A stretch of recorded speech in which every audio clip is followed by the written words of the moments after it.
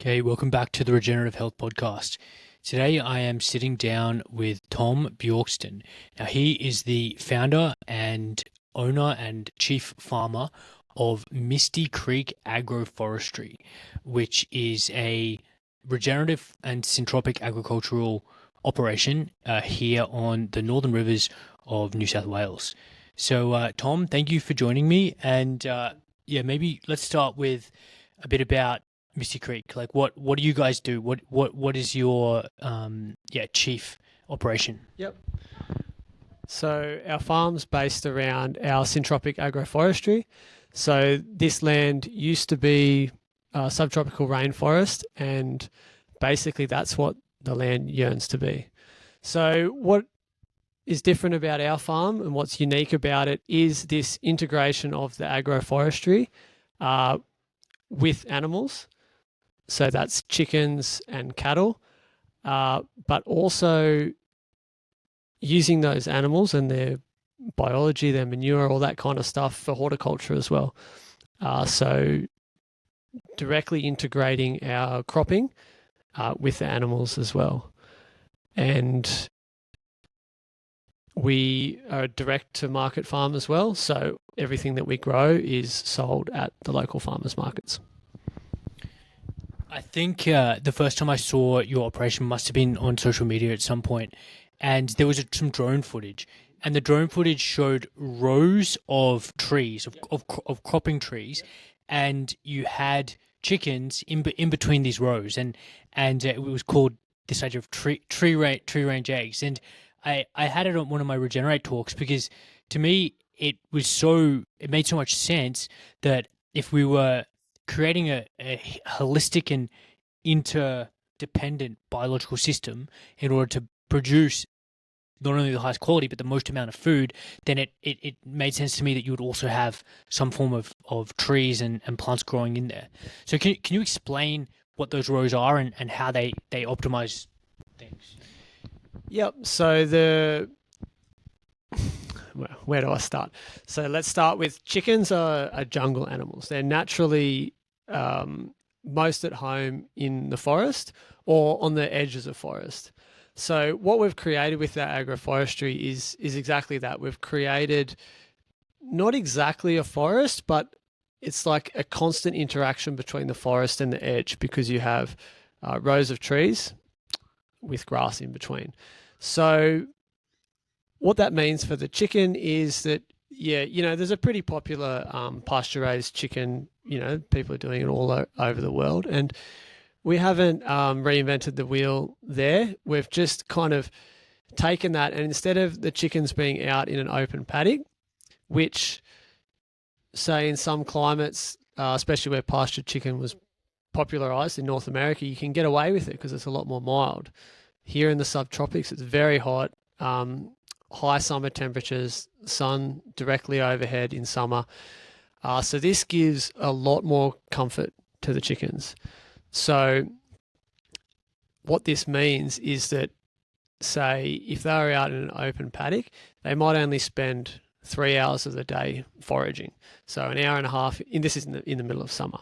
So they might only spend an hour and a half foraging in the morning, and then when it gets hot, they'll head back into their shelter. Same again in the evening. Now, when I put them in the agroforestry, they can spend all day foraging because they're constantly in the shade. So what that means is the chicken has a happier and healthier life. It's spending more time foraging. It's taking less of the grain, which is good for my bottom line because it's expensive. But it's also better for the chicken because they are getting a more varied diet. And then for the consumer, it means there's more nutrients in the meat and the eggs because of more varied diet, different forages, different bugs. They're scratching through the mulch, that kind of forest floor type environment. And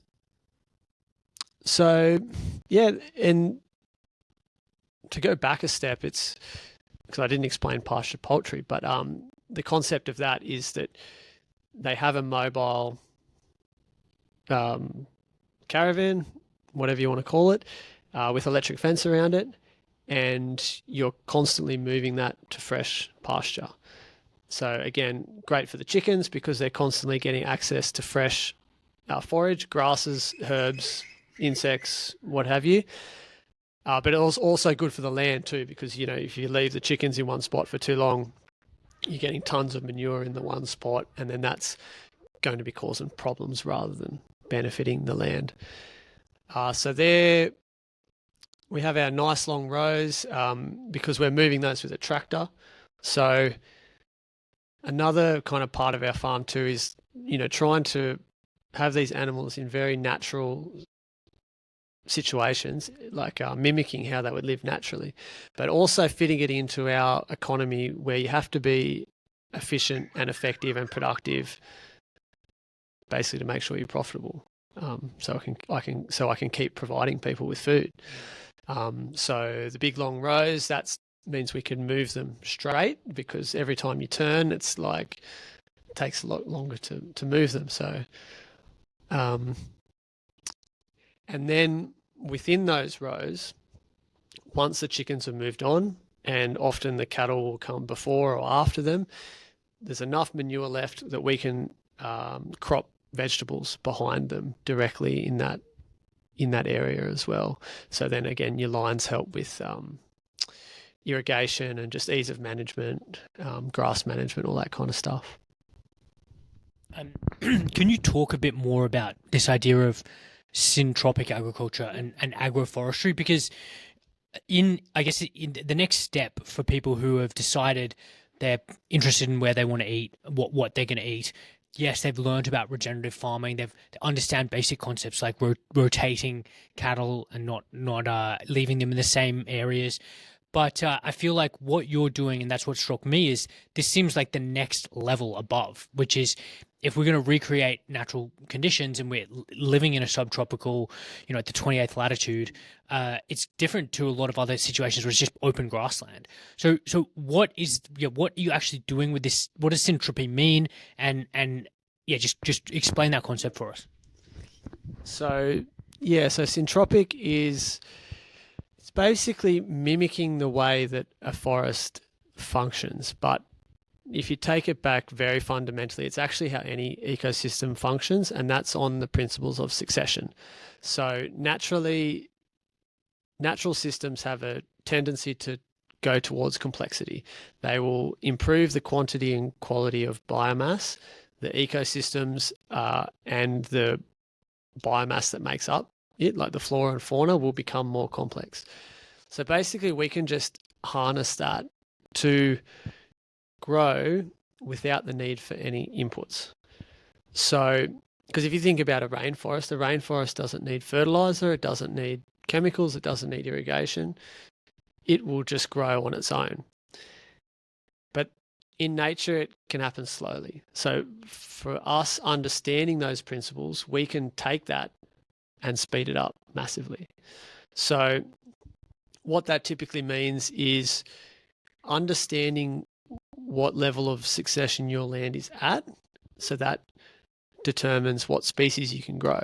So if we use any example, like say you want to grow macadamias, and if you just plonk them in a field, if that land's not ready for the macadamia to grow, that's when you need to prop it up with fertilizer. You might need chemicals to deter insect attacks because the insects are trying to tell you that your land is not ready for macadamias.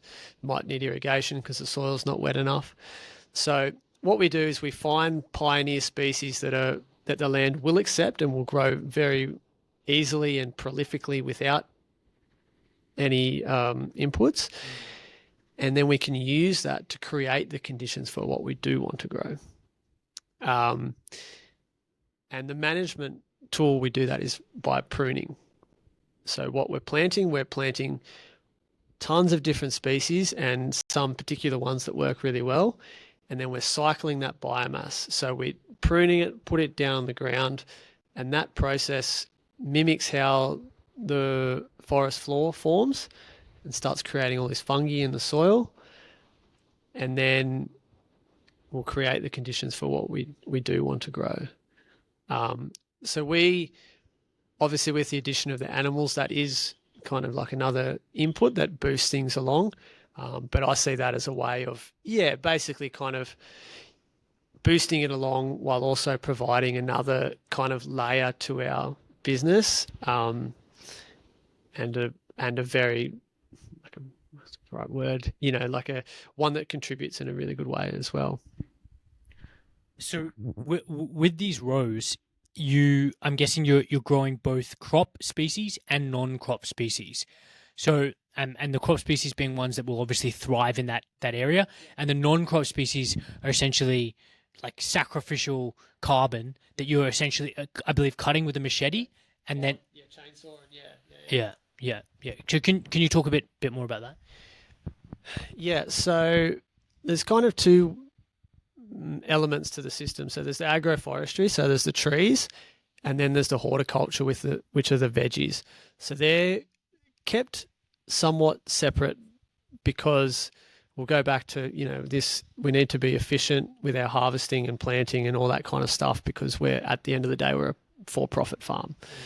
And if so, our system is very biodiverse. There's tons of different species, but then we will grow a row of one crop, and that'll be Brussels sprouts in between, your tree rows that have a wide diversity of plants, and also grass as well. That'll have a diversity of grasses and legumes and herbs. So the specific ways of growing the crops will be, so we have microclimate creation from the trees on either side. And then when I know I want to grow some vegetables, I'll run my chickens and my cows through that area. Typically the cows first and then the chickens. They add all their manure and then I'll plant the vegetables. So firstly, using the manure of those two species. But then the other critical thing is growing grasses on either side. So that's pretty unique in growing vegetables. Most vegetables are grown in open soil that's not covered. So you can either mechanically or chemically control weeds. So what we do is we plant the veggies in rows in the middle with grass on either side, and then we're continually cutting that grass as mulch to mulch around the base of the plants. Now, that covers the soil, which means we don't need to weed. As the grass mulch breaks down, it provides a steady drip feed of nutrients, which is how plants have evolved. They haven't evolved to have big hits of chemical fertilizer that provides heaps of NPK. They want steady little drip feeds of all the micro and macronutrients, which is what decaying organic matter does. And you also have, grasses are very productive in terms of the amount of root exudates they create. So feeding your underground soil army. So every time we cut the grass on the side of the veggies, not only is it providing mulch, it creates soil as well. So we're not this, and this is truly regenerative agriculture because it is, you're regenerating the soil through the process of farming it. And that is where syntropic agriculture is unique, but it's also the biggest challenge of syntropic agriculture that not many people have solved, of taking it from this ideal, truly regenerative agriculture to something that makes business sense. And for us, the animals play a huge part of that, because any farmers listening to this might think, oh, that's a lot of work, and it is. And it can be challenging in a high labour cost country like we have, but you're kind of replacing one type of work with other. So we don't need to weed, and we typically don't need to irrigate. We don't need to put on fertilizer. We don't need to do any sprays. So there's 4 jobs that are a massive part of growing any vegetable crop that we don't need to do. We do need to keep brush cutting our grass. So it's like you're replacing one with the other, but instead of using inputs that come from multinational corporations, come in a box, come in a drum or whatever, I'm paying a local person to do that, and I'm regenerating the soil and producing really high quality food. Yeah, that's it. That sounds amazing, and I think about how each of these individual crops are being farmed in the current paradigm, and it looks nothing like what you guys are doing. And again, I'm not saying anything's better or worse, but from my point of view, I'm interested in food transparency of the food system. Again, is for people to eat high quality food for their health, and obviously nutrient density. And it's pretty clear to me which agricultural school of thought or strategy is going to produce the more higher quality food. And it's going to be your one rather than massive set stock cattle or feedlot cattle or any form of monocrop plant production that involves huge quantities of inputs from places. I mean, we in this area you mentioned macadamia. For those who aren't aware of a macadamia, it's indigenous tree that contains a nut here in Australia that has a very high content of omega-9 fatty acids, I believe, but they invariably all need spraying. None of these macadamia farms are anywhere near close to organic, so they're needing huge amounts of inputs. The advantage, it sounds, of this type of system is that you're creating this truly vertically integrated, internally self-sustaining ecosystem and environment that doesn't need you to have an account with Bayer, with John Deere, with any of these other companies. My question, and this is a technical one, just about this strategy in a different environment that's perhaps more arid with different soil types. Is a form of syntropic agroforestry still possible, but you would just use different plants, or can you talk to that? Yep, it is possible because it's based on the principles of succession, which work anywhere. And I can't claim to be an expert on that because I haven't set things up in all different climates, but I have seen examples in different climates. It's basically, you're looking at succession, you're looking at the species that are occurring on your land and then using those. So I've seen examples in Portugal where it's too dry to grow grasses, which I'm using grasses to feed my vegetables. They grow crops like rosemary and sage and cutting them to put on the vegetables to provide the same kind of idea. And say for me, we live, here it's very wet. It's been raining nonstop for ages. So I often grow my Brussels sprouts without turning the irrigation on. Different climate, okay, you might be regenerating your land for 30 years before you could dream of growing a crop without irrigation. Whereas I can kind of, within a couple of years, I can get to that point. So, short answer, yes, it's possible. Just you need to. It's like anything. There's no recipe. There's a formula that maybe formula is not the right word. There's principles that are universal, but then it's up to everyone to understand how to apply them. And that's even with what works at Misty Creek not necessarily work just down the road because it's unique to me and the people that work there and the land. People can take inspiration, but you can never copy it. Yeah, that makes sense. Can you talk to the cattle and how you're using cattle in this system? Because to me, it sounds like it's something that has beneficial or positive externalities for everything, which is you're potentially increasing the growing capability of the crops, but you're also providing the cattle with pretty nutrient dense and feed. Yep. So it's just another vertical integration. It's kind of like I'm building the skyscraper. Just adding another thing. Taking a step back, like I grew up on a large cattle farm in the central west of New South Wales. My family's been breeding cattle for over 70 years, so I feel very, like I really love cattle. So that's part of it too. But they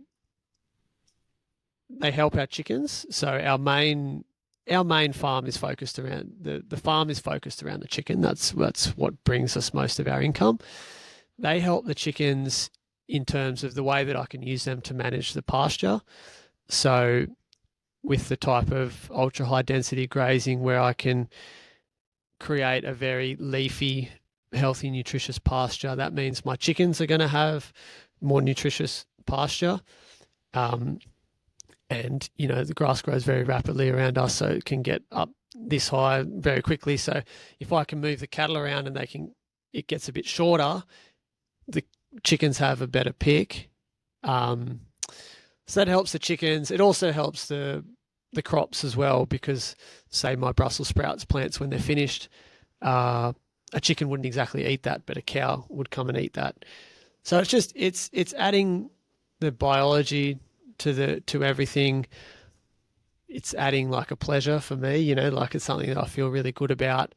And it also actually pretty much like everything on our farm is market driven. So I see a very strong demand for organic beef, not too much organic beef around, a lot of grass fed beef.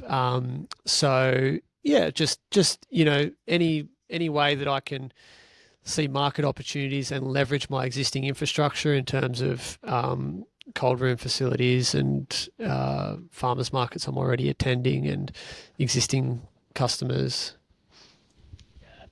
I mean, it makes so much sense to me, and I think that I'm interested in this idea of and the common rebuttal to eating animal foods, because especially if we're as doctors and health practitioners recommending people eat a really high quality diet that includes necessarily animal products. It's the next question from the peanut gallery is, how do you feed the world?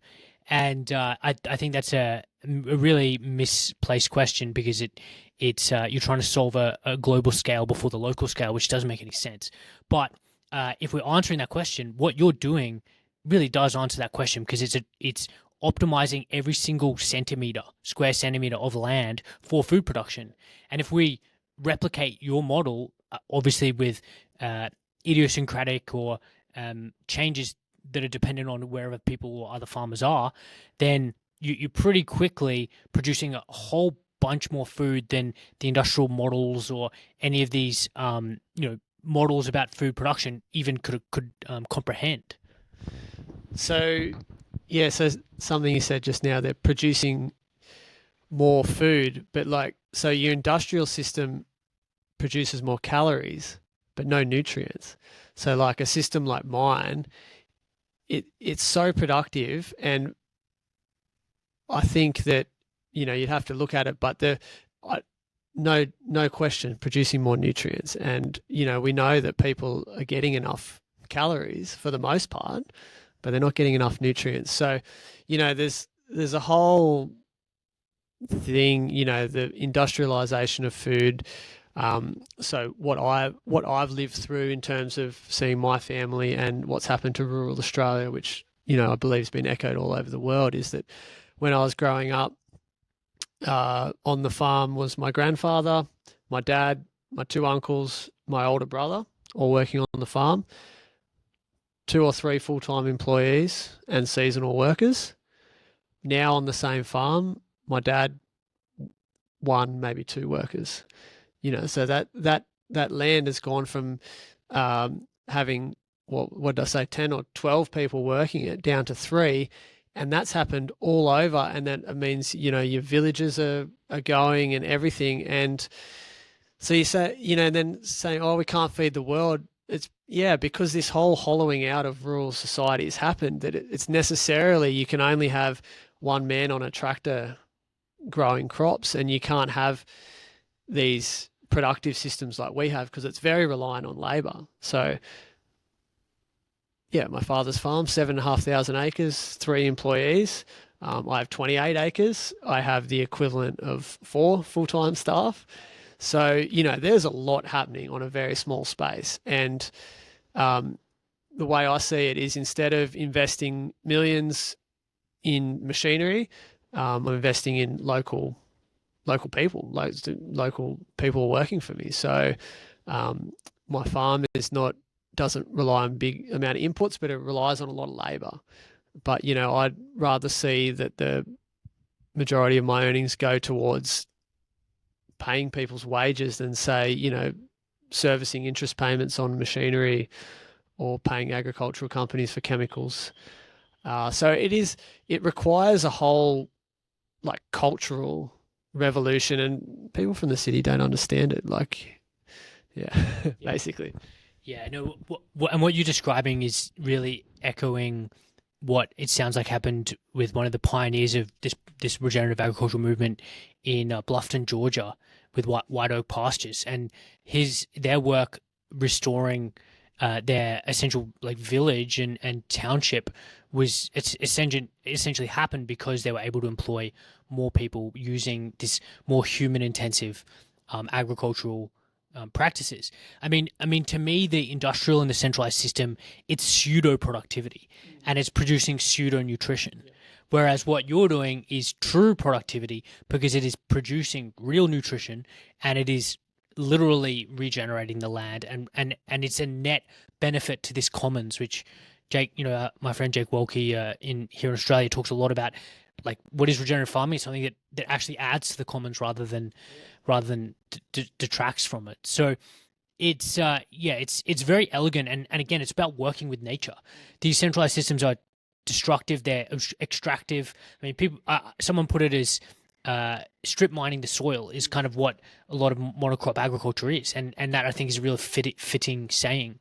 So let's talk about a specific type of cattle. And I see that you're wearing your Nguni shirt here.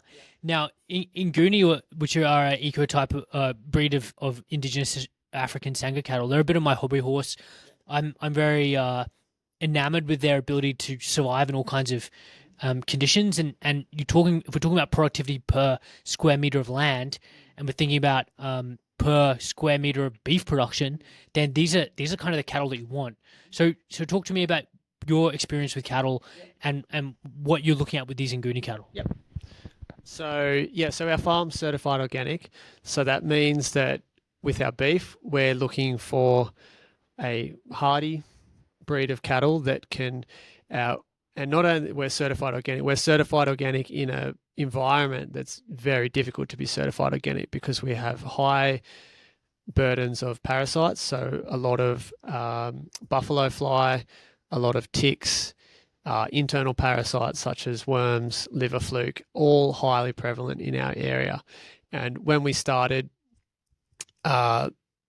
basically when I made my initial inquiries, it can't be done.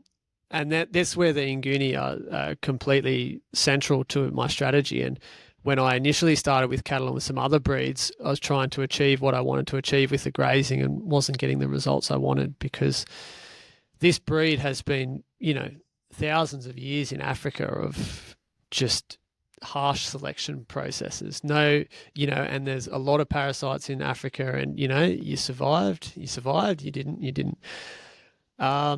So if we're talking about specific traits of the Nguni, it's, that resistance to parasites. So I've noticed that within my herd that does contain some other animals and some crossbreds of Nguni, that the Nguni and their crossbreds almost have no buffalo fly on them whatsoever, and they'll be standing next to breeds of other cattle that may have 100 on each side. They very few ticks, or if they do have ticks, they don't seem to show any sort of problem with them. Like the cattle maintain a fantastic body condition, nice shiny coat, all the indicators of health. Nevertheless, having some ticks on them. They will happily eat poorer quality forage. So for a truly regenerative grazing, you want to be doing a non-selective grazing, which means you're grazing everything. They're not leaving anything behind. A British or Euro breed will really struggle to do that, whereas an Nguni will be able to maintain good body condition whilst doing that. What else?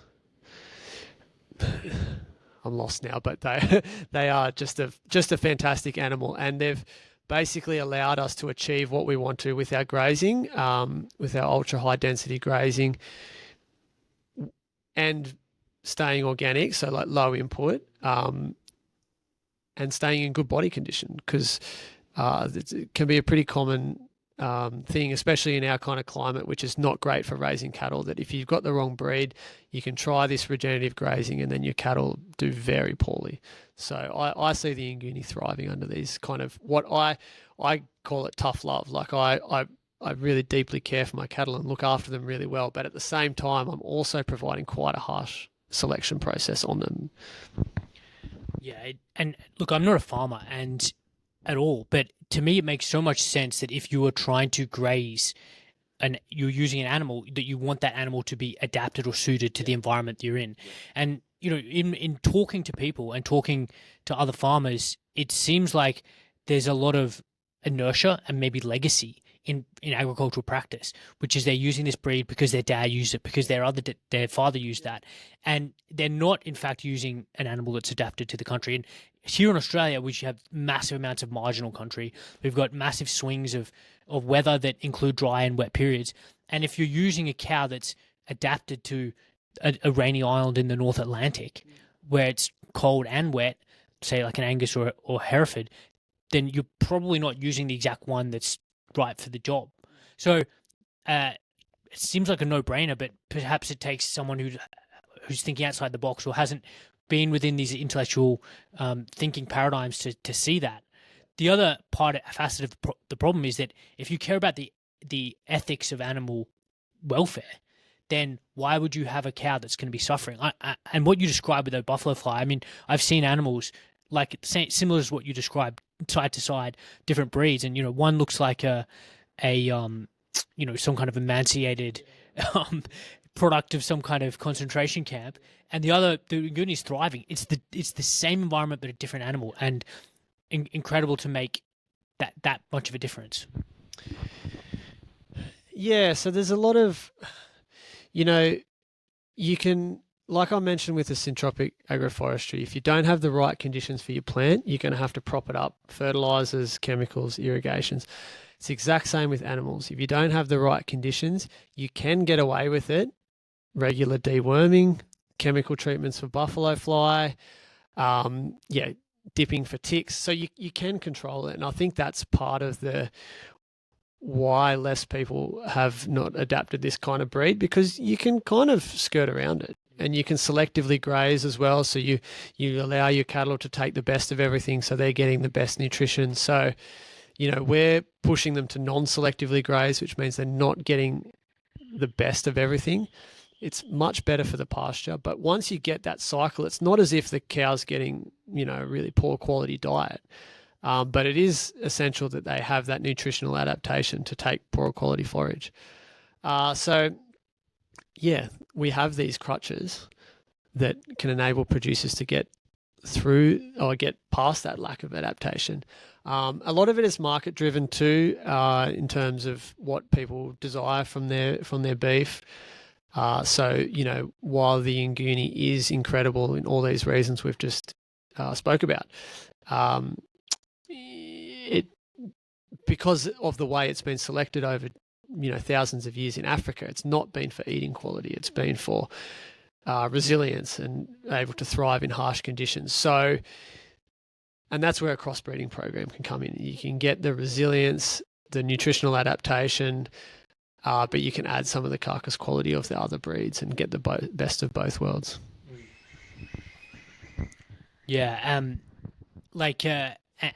thinking about this and really maybe giving some more context to the discussion is, I don't think necessarily all farmers need to go to start breeding purebred Nguni, and really there's reasons for that, and the commodity market that we're discussing, that it prizes a black cow, and that is, that someone described it as, interestingly put it, it's amazing that a grown man, is choosing a cow based on the color. It's like a kid wants the red toy. It's like these farmers want the black cow, and for better or for worse, that's essentially the reality of the market. But I think the other reasons why Nguni aren't selected is they've got a smaller carcass frame. They often have horns. So there's all these reasons that a commodity purchaser might not want this type of cow. But as we were talking about before we press record, is that you are catering to a different type of market, and that is a market that perhaps me and people like who are listening to this podcast are interested in, which is really pure quality food with extreme transparency and provenance, and complete guarantee that there's no chemical additive or input into our food. And when the skin comes off, all the beef looks the same. And I think my personal opinion is that the grass feeding is the most important kind of aspect to a good quality tasting beef, and maybe hanging the carcass. So we as consumers don't see that as a problem, but totally it does make sense if you're also wanting to remain financially viable to use this breed as in a cross, that also makes a lot of sense. Yeah. Yeah, so there's just the market realities around that, and yeah, it depends what market you want to meet. So personally, I want to try and bridge the two markets. Like, so the more traditional one that's going to be, like, say their number one trade is tenderness and marbling, which the Nguni are not known for. And it's also difficult in these kind of environments we're in, whereas because we're in very high rainfall rainforest environment, our soils are typically poorer because the productivity of these environments is held in the biomass, not the soil itself. Whereas if you go further out west, you have better soil because you're not getting the leaching from the high rainfall, which means you have high nutrition grass. And to give that some kind of context, like a lot of good producers in west of the Great Dividing Range, they might be putting on 1.5 to 2 kilos a day on their cattle. Whereas here, like the best that I could hope for, and I think I'm doing a pretty good job, is probably like 0.8 kilos a day. And, that's just a function of the environment. So, but I think that Nguni and my cattle model is following two kind of complementary avenues. Is that I'm looking to get into start selling breeding stock, but also beef. So the purebred Nguni plays a big role in that, because if you want crossbreds, you need to have pure animals as well. So I'd like to build up my herd of pure Nguni, but then I'll also be crossbreeding as well to hopefully provide the kind of beef that people like you and I, that, your number one criteria is grass-fed and the amazing flavour that comes with that, but also the knowledge that, you're feeding your family nutrient-dense, clean, organic. Not everyone is the biggest criteria is organic, but for some, organic food, and crossing that market with the kind of that tenderness and that kind of stuff. So hopefully I can get there. It's still, like, cattle is a lifetime of work, and I'm a couple of years in, so still got a long way to go. No, it's really exciting stuff. Let's change track now to talk about this challenge of selling directly to the consumer, because my impression of agriculture is that the easy way is to sell into this commodity market, be a price taker, do things the conventional way, use the black cows, use the drenches and all the other chemical inputs. And it's the difficult path is to go out on your own and kind of carve out your own market demand and doing kind of what you're doing. So, talk about these challenges, how you see them, and what you're doing to overcome them. Yeah, because well, geez, where do I start? It's such a huge topic. Because not every farmer is a natural salesman or a natural businessman as well. And there's so many different factors, like, the model that we've pursued has worked because of where we are, because we're in the Northern Rivers, because I would be surprised if there's a stronger farmers market culture anywhere else in the country, possibly even the world. Like, where else can you go to a really strong farmers market 6 days of the week at the furthest you drive is an hour? That I can have a business that's providing myself and others a living by going to 3 farmers markets every week. I think that's pretty unique. So that gives me some advantages in terms of kind of what scale I need to achieve, because, for some reason farming is like, I don't know, it's like so romanticized on social media, and there's that really big back to the land movement that for some reason people think they're immune to this, needing a certain amount of sales to make a living. That you can have a great kind of profit margin on, say, like one individual chicken or one individual box of eggs, but then you need to remember that to make a living you need to make about $80,000 a year. So Yeah, just trying to get that scale right. And the way that I kind of did it after the initial kind of market testing phases was to figure out, okay, what number do I need to create the standard of living that I want to have? And then, okay, so, and then I found that number. And then now that I have a good idea of what I can sell things for and what the costs are, then you kind of work backwards from there, and then you get you get what you need to sell. And it's, yeah, it requires a good strategy, understanding of the market, but the red tape can be really difficult as well. That's a major challenge, especially for livestock producers. Everyone all over the country will tell you that, the major is, if you want to sell meat, it has to go through a licensed facility, and those licensed facilities are shutting out small producers because they see paddock to plate producers as threatening the status quo of the meat supply. People all of a sudden are avoiding the supermarkets and whatnot. How can they stop that? Stop doing service kills. Pretty easy, actually. So, yeah, that was a pretty broad question. So if you want me to delve into anything in detail. Yeah, absolutely. And look, these are food supply chain choke points. Yeah.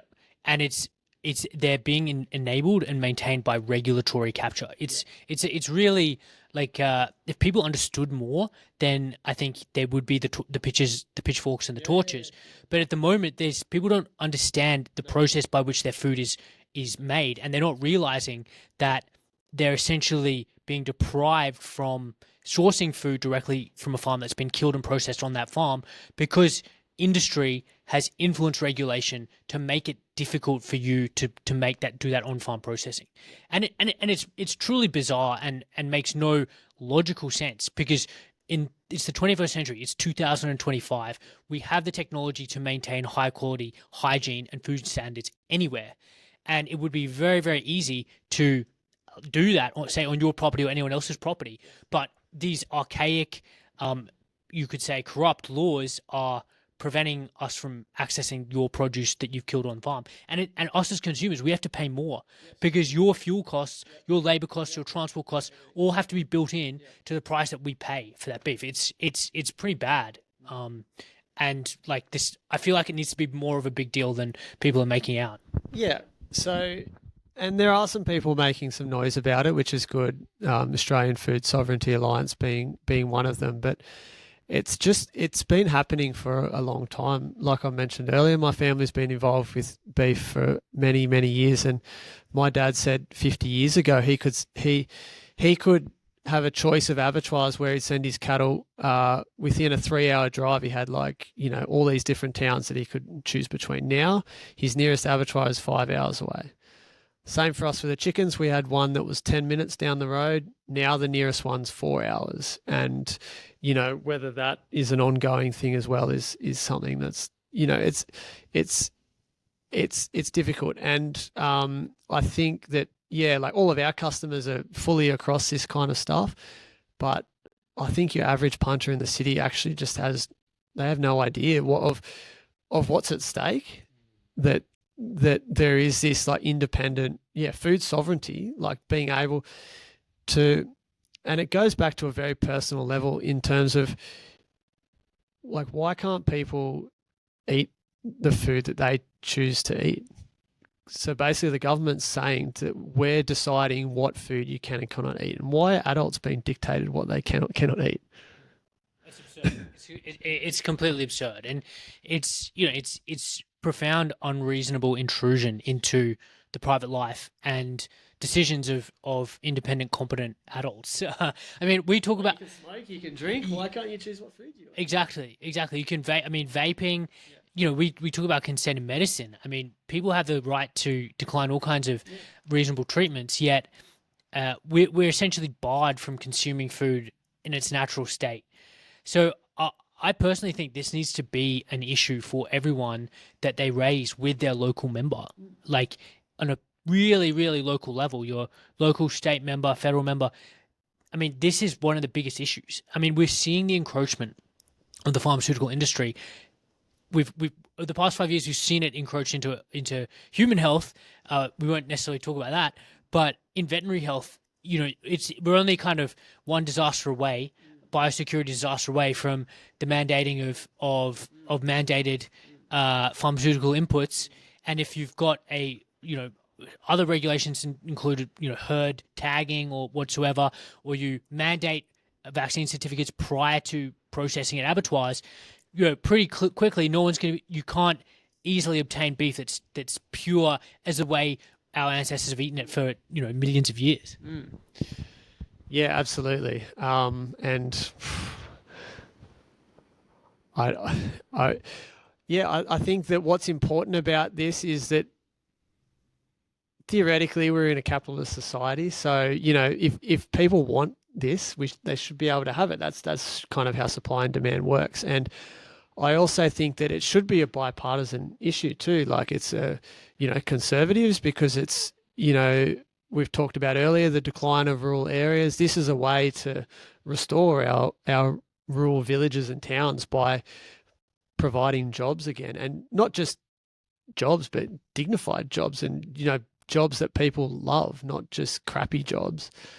So yeah, I'm not like a big thinker of these in terms of, I don't know what the solution is. I don't know. I'm just kind of like putting my head down, and hopefully I can kind of, produce this food in a way and, provide an example and inspiration for others, and provide the food that people want. And,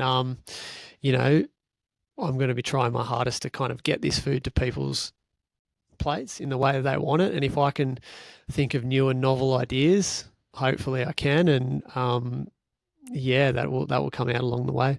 Yeah, it really is such a big issue, this regulation. And I think it was Tolstoy who wrote, you might not be interested in war, but war is interested in you. I think in this setting, we can say you might not be, and maybe talking to the audience here, is you might not be interested in regulation, but if you want to eat pure beef, regulation is interested in you. Yeah. So I think it's us as consumers, and I mean, you're doing the hard work to produce this quality food, but it's us as consumers who need to essentially be the ones with the pitchforks and the torches at our MPs' offices, metaphorically speaking, not literally speaking, demanding change and severe deregulation of agricultural production. I mean, from my personal point of view, I would like to see on-farm killing and processing, so I can buy the beef from you. I know the cow hasn't traveled far, it hasn't been in distress.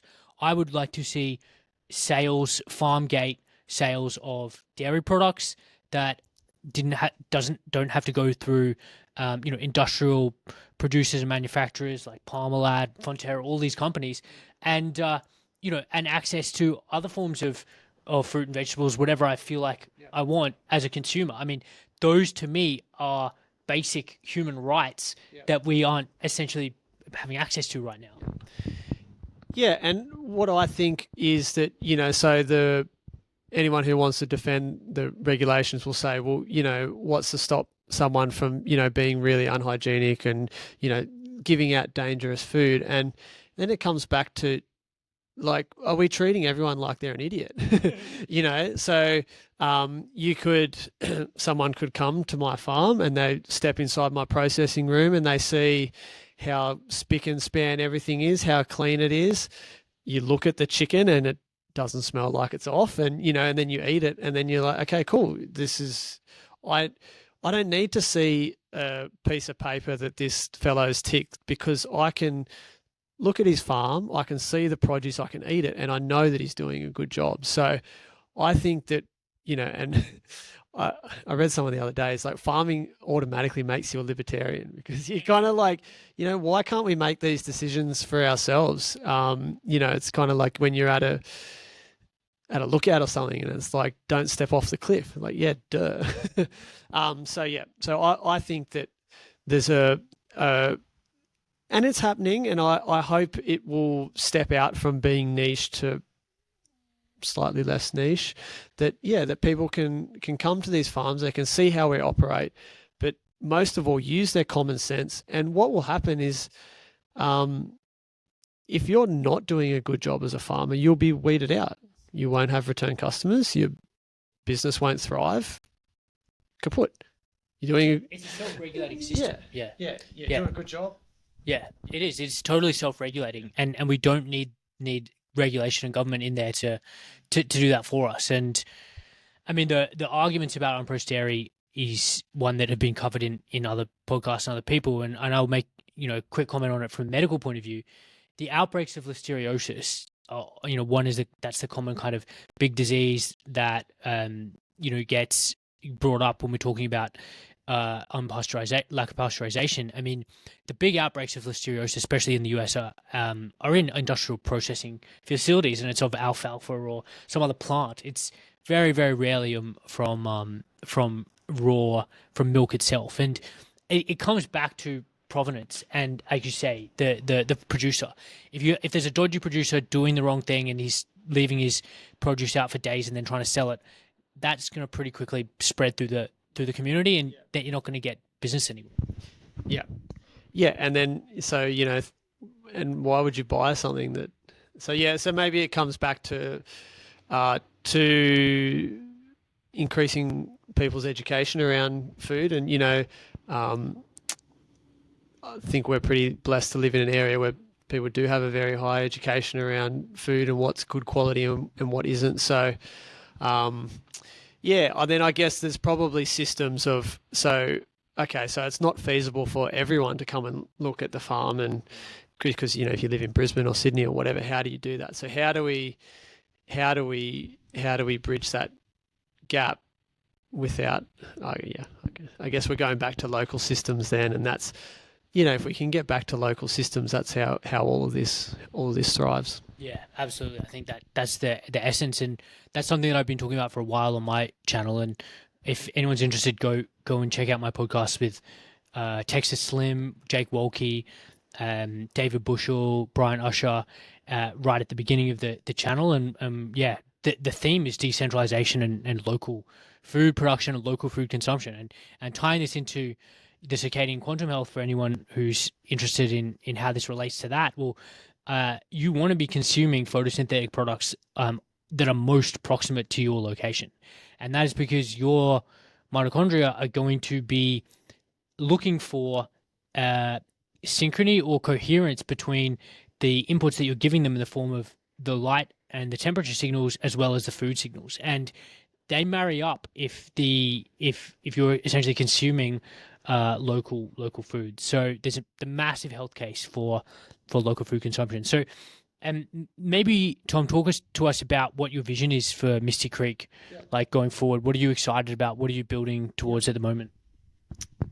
So our farm is 6 years old now. So we've been through like a lot of growth phases and a lot of investment phases. So what I'm looking for now is to kind of mature the business a little bit. So kind of move from that investment phase where there's you're constantly reinvesting everything back in the business, to trying to mature that and basically make it more profitable, because I've spent 6 years investing and it's still going. So that's a kind of overarching theme. Specifically, we've spoken about the cattle. So I'm developing the cattle because of what we've spoken about, all these regulations and whatnot. I see diversity, not just biodiversity on my farm, but diversity in my product offering as very central in terms of the risk of my business. So, if for some reason, say, I have no ability to process my chickens in a legal way, then not all hope is lost. Another avenue, I've just planted a number of kiwi fruits in the agroforestry, so I'm hoping that that's going to be another good avenue for us, because again, it's something that it grows on either sides of the Brussels sprouts. The chickens and the cows move underneath it. I've just added another product that is using what's already there to grow it better, and it'll help. So like I'll go to the Brussels sprouts to care for the Brussels sprouts, but while I'm there, I can also care for the kiwi fruits. So it everything is a continuous feedback loop. So yeah, they're the two main things. So like adding a couple of targeted market driven product lines that add some resilience to my business, and I can sell through the same sales channels. And then maturing so I can make a living from the farm, a sustainable living. The employees on the farm do too, and that we can continue to provide the community with food for a long time, because I do see a high turnover rate within small scale regenerative farms. So I'm kind of really in this for the long haul, and I believe what we're putting in place will enable me to do that. Yeah, amazing. And obviously your food is sold and sold out very close to home, so people aren't going to be having probably tasted it if you're listening to this, but I can personally attest to its delicious flavor of chickens and eggs. So yeah, thanks for what you do, Tom. We appreciate it. Any parting thoughts or that you want to share with everyone? Let us know how we can how people can get in contact with you if they want to discuss things. Yeah, so like most people listening probably haven't tried it too, because that's been something we've consciously chosen, is to sell everything at the farmers markets. And I get bombarded all the time. Do you ship to Sydney? Do you ship to Melbourne? And no, we're focused on the local thing. And I actually was just what you said about the quantum circadian, like what's photosynthesizing around you, synchronizing with your cells. Like that's amazing. And just what my personal lived experience is with the kind of like the health and vigor that I live my life and the way I consume, like I can definitely resonate with that. I think parting thoughts is, if you're listening to this and it resonates with you, just find some local farmers, support them, because that's where this revolution is going to come. And if someone can, take an extra 5 to 10 minutes out of their day to drive to a local farm, or, take your Saturday morning to go to a farmer's market and educate yourself on, what you can buy that's going to support a farmer and support a local decentralized system, then do that, because it's not just a, how do I say it? Like philanthropic thing that you're like, oh, let's go help these poor farmers. It's like you're doing something for yourself as well. And the thing with, it's like our farm, continuous feedback loops. You do something good for yourself, you do something good for them, and it helps everyone. Yeah, well said. Thanks, Tom. And you're obviously on Instagram. Is there any other? You don't have a website, or you? What? No, we don't have a website because, like I said, everything's sold at the farmers markets. Yeah. So if people are interested at all, can they DM you on Instagram, or your DM's closed? No. Yeah. Reach out to us on Instagram, Misty Creek Agroforestry. Yeah. Fantastic. Great. Well, thank you very much, Tom. It was great to talk, and look forward with anticipation to see what you're building. So good luck. Thanks, mate. All right. Thanks, everyone.